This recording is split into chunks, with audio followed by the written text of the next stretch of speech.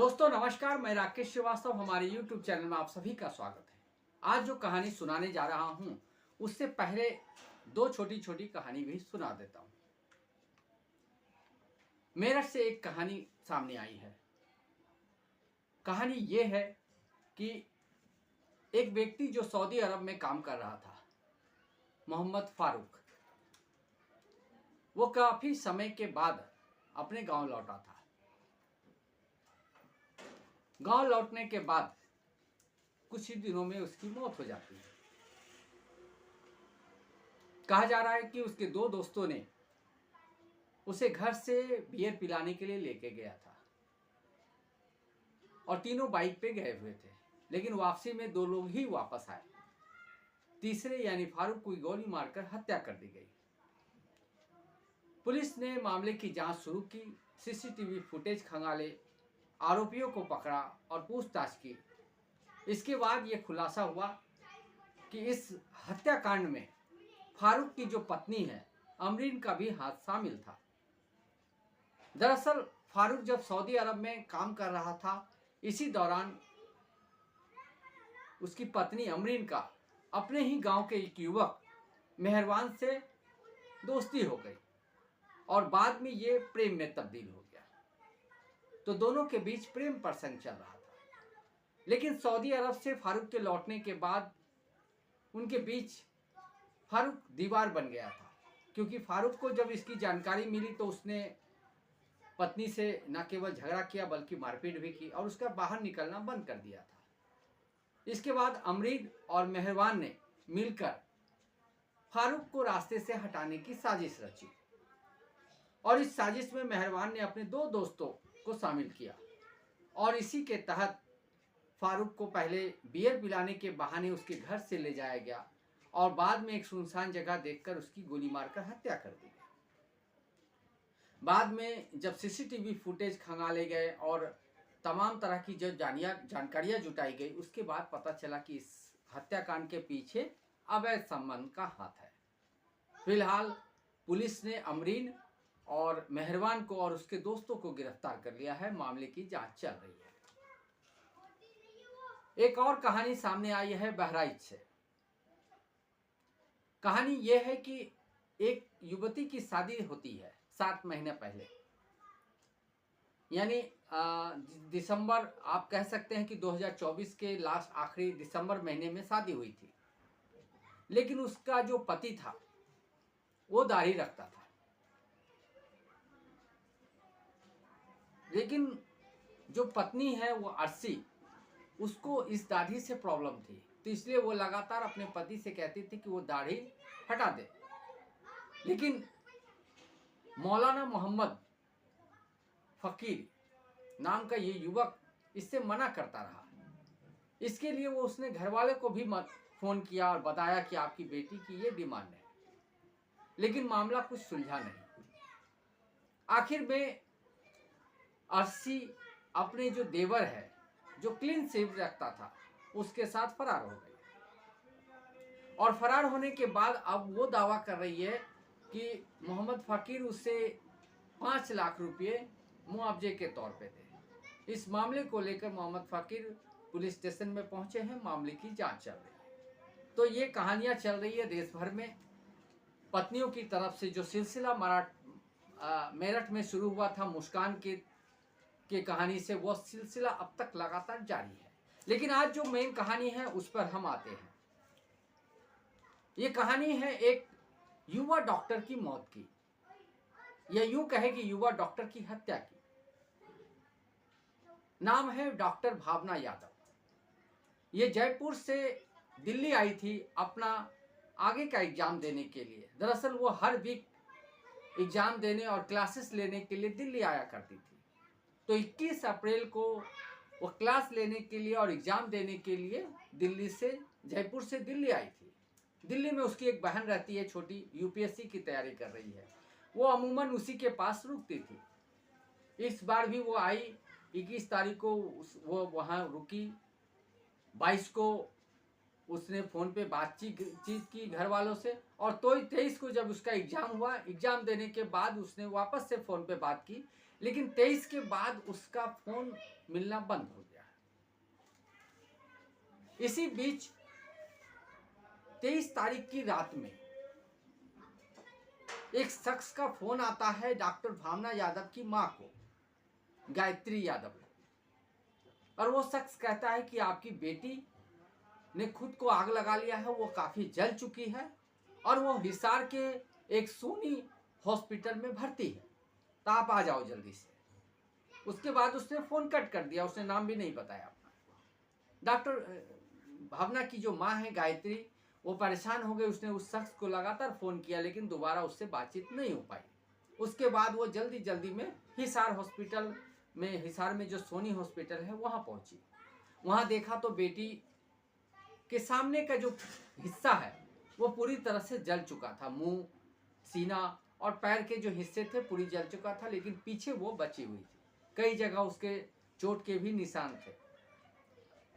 लेकिन उसे लगा कि यहाँ पर जो इलाज चल रहा है वो पर्याप्त नहीं है और उसकी बेटी को शायद खतरा हो सकता है, इसलिए उसने हॉस्पिटल से बेटी को डिस्चार्ज कराया और जयपुर लेके चली गई।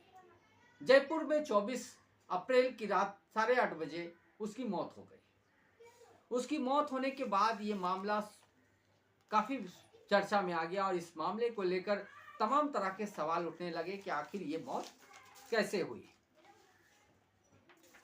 भावना यादव को जब जल गई थी तो 23 तारीख को उदेश यादव नामक एक युवक लेकर आया था हॉस्पिटल में। उसके सीसीटीवी फुटेज भी सामने आए हैं। उसने भावना को एडमिट कराया और उसके बिल भी दिए और उसके बाद वो फरार हो गया। उसके बाद से उसका कोई कांटेक्ट नहीं। फिलहाल इस मामले में पुलिस ने उदेश यादव को गिरफ्तार कर लिया है, क्योंकि गायत्री ने संदेह जताया था कि जिस शख्स ने उसे एडमिट कराया है वही उसको जलाकर उसने उसकी हत्या कर दी। फिलहाल भावना सामने नहीं है, वो जिंदा नहीं है, तो इसलिए वो बयान नहीं दे सकती है कि आखिर इस पूरे घटनाक्रम के पीछे कौन है। लेकिन फिलहाल भावना यादव की मौत के बाद उदेश यादव को गिरफ्तार कर लिया है। इसी बीच उदेश यादव की पत्नी निक्की और उसकी मां मुनेश सामने आई है। उसने बयान दिया है कि इस मामले में उसके पति का कोई रोल नहीं है। अगर रोल होता तो वो उसे एडमिट कराने क्यों ले जाता। निक्की ने जो बातचीत की मीडिया से और जो कहानी सामने आई है, उस कहानी से ऐसा लगता है कि ये एक तरफा प्यार का मामला था। वर्ष 2018 में भावना यादव की शादी उदेश यादव से तय हुई थी, लेकिन किसी कारण बस ये मामला आगे नहीं बढ़ पाया। उदेश यादव भावना के ताऊ की जो बेटी है उसका देवर है, तो ये मामला तय नहीं हुआ। उसके बाद जो भावना की मां है गायत्री ने उसे MBBS की पढ़ाई के लिए फिलीपींस भेज देती है। फिलीपींस में रहकर भावना पढ़ाई करती है और जब देश वापस लौटती है तो वो उदेश यादव से कांटेक्ट करने का प्रयास करती है। इसी बीच उदेश यादव ने 2021 में दिसंबर महीने में निक्की यादव से शादी कर ली। उसे 1 साल का बच्चा भी है। अब भावना यादव ये चाहती थी कि निक्की को छोड़कर उदेश यादव उसके साथ शादी कर ले, और वो लगातार उदेश यादव से फोन पे बात करना चाहती थी, उससे मैसेज करती थी, उससे मिलना चाहती थी। लेकिन उदेश यादव इससे इनकार कर रहा था, वो मिलना नहीं चाहता था। उसने अपनी पत्नी को भी सारी बातें शादी से पहले बताई थी कि ऐसा ऐसा उसका एक अफेयर का मामला रहा है। इस वजह से निक्की को भी सारी बातें मालूम थी। इसके बाद भावना निक्की से कांटेक्ट किया और निक्की से लगातार चैट पे बातें करने लगी और ये रिक्वेस्ट करने लगी कि वो उसके पति को कहे कि ना प्रेमी के तौर पे बल्कि दोस्त के तौर पे ही वो उससे बात कर लिया करे, क्योंकि वो काफ़ी डिप्रेशन में है, काफ़ी परेशान है। अगर वो बातचीत कर लेगा, हो सकता है कि उसकी ये डिप्रेशन कम हो जाए तो फिर वो उसे भूल जाएगा। लेकिन निक्की यादव ने तमाम कोशिश की, उसके बावजूद उदेश यादव ने उससे बातचीत करने की कोशिश नहीं की और ना ही उसमें कोई दिलचस्पी दिखाई। इसी बीच भावना दिल्ली आती है अपने क्लासेस के लिए, एग्जाम के लिए, और वो हिसार पहुंच जाती है। हिसार में कृषि यूनिवर्सिटी है, उसी के कैंपस में उदेश यादव क्लर्क के तौर पे काम करता था, वहीं रहता भी था। आरोप है कि भावना यादव ने उसके कमरे में आने के लिए पीछे का जो दीवार है उसको फांद कर उसके कमरे में आई और अपने साथ पेट्रोल लेकर आई थी और उसने अपने आप पे पेट्रोल डाल दिया और खुद को आग के हवाले कर दिया। इस आग के हवाले करने के बाद उदेश यादव ने उसे जल्दी जल्दी में हॉस्पिटल लाया और उसे एडमिट कराकर फरार हो गया, क्योंकि उसे डर था कि पुलिस उसे गिरफ्तार कर सकती है, पुलिस उसको इस मामले में इन्वॉल्व मान सकती है। फिलहाल पुलिस ने उदेश यादव को गिरफ्तार कर लिया है। भावना यादव की मौत हो चुकी है। भावना यादव की पत्नी, भावना यादव की जो मां है, उसका आरोप है कि उदेश यादव ने पहले उसकी हत्या कर दी और उसके बाद उसके शव को आग लगा दिया। वहीं दूसरी तरफ उदेश यादव की मां का आरोप है कि भावना को शादी से पहले, यानी उदेश यादव की जब शादी तय हुई थी निक्की की, तो उससे 15 दिन पहले फोन किया गया था और उससे पूछा गया था कि अगर वो शादी करना चाहती है तो उसके पास ये 15 दिन का समय है, इस दौरान वो अपनी मां को मना ले। अगर वो मना लेती है तो शादी करने में कोई एतराज नहीं है, लेकिन अगर इसके बाद मनाती है या इसके बाद कुछ होता है तो उसकी जिम्मेदारी वो नहीं लेगी। यानी उसे मौका दिया गया था, लेकिन इसके बाद भावना यादव का फोन नहीं आया। उसके बाद उदेश यादव की शादी हो गई। शादी होने के बाद वो जीवन में आगे बढ़ गया, लेकिन कहा जाता है कि भावना आगे नहीं बढ़ पाई। भावना के दिल में, दिमाग में उदेश यादव ही था और वो उससे शादी करना चाहती थी किसी भी कीमत पे। इसी वजह से वो लगातार उससे कांटेक्ट करने का प्रयास कर रही थी, लेकिन कांटेक्ट नहीं होने की वजह से वो डिप्रेशन में चली गई थी और इसकी वजह से उसने निक्की से संपर्क किया, लेकिन निक्की से भी उसे खास मदद नहीं मिल रही थी। आरोप ये भी है कि भावना ने निक्की से कहा था कि वो पति को डाइवोर्स दे दे, वो क्योंकि वो उससे शादी करना चाहती, लेकिन निक्की ने इसे मना कर दिया था। तो ये मामला काफी आगे बढ़ चुका था और ऐसा लग रहा है कि निक्की यादव इस मामले को लेकर काफी संजीदा थी, सीरियस थी और वो किसी भी हाल में उदेश यादव को हासिल करना चाहती थी, लेकिन जब वो इसमें असफल रही तो उसने खुद को खत्म करने का फैसला कर लिया। एक बात और सामने आ रही है कि गायत्री की मां एक वक्त शादी के लिए तैयार हो गई थी, लेकिन उसका कहना था कि उसका बेटा सिर्फ क्लर्क है, यानी उदेश यादव सिर्फ क्लर्क है और उसकी बेटी को वो संभाल नहीं सकता है और उसकी बेटी की पढ़ाई में करीब काफी पैसे खर्च हुए, इसलिए वो 35 लाख रुपए दे तो वो शादी के लिए तैयार हो जाए। ये बातें जो है फिलहाल सिर्फ बयान पे आधारित है, दोनों तरफ से बयान हो रहे हैं, क्योंकि एक लड़की की मौत हुई है और एक व्यक्ति जो इस मामले में अब तक ज्यादा जिम्मेदार नजर नहीं आ रहा है वो गिरफ्तार हो चुका है। उसकी पत्नी, बच्चे, उसकी मां परेशान हैं। दूसरी तरफ भावना की मौत होने से उसकी मां भी अकेली पड़ गई है, क्योंकि उसके पिता है नहीं। इस पूरे मामले को लेकर पुलिस की तरफ से जांच चल रही है। जांच में जो कुछ भी सामने आएगा उसके बाद ही पता चलेगा कि आखिर असली कहानी क्या है। लेकिन फिलहाल जो कहानी सामने आई है उससे ऐसा लगता है कि भावना यादव की तरफ से एक तरफा प्यार था और इस प्यार को वो परिणाम में बदलने के लिए लगातार प्रयास कर रही थी और इसी प्रयास के तहत वो पहले जयपुर से दिल्ली जाती है एग्जाम देने के लिए, लेकिन उसके बाद वो हिसार पहुंच जाती है जहां उदेश यादव नौकरी करता था और वहां से उसके जलने की घटना की सामने आती है जानकारी। फिलहाल न भावना है और न ही उदेश यादव सामने है, जिससे कोई बात होने के बाद ये मामला पूरी तरह से सामने आ पाए।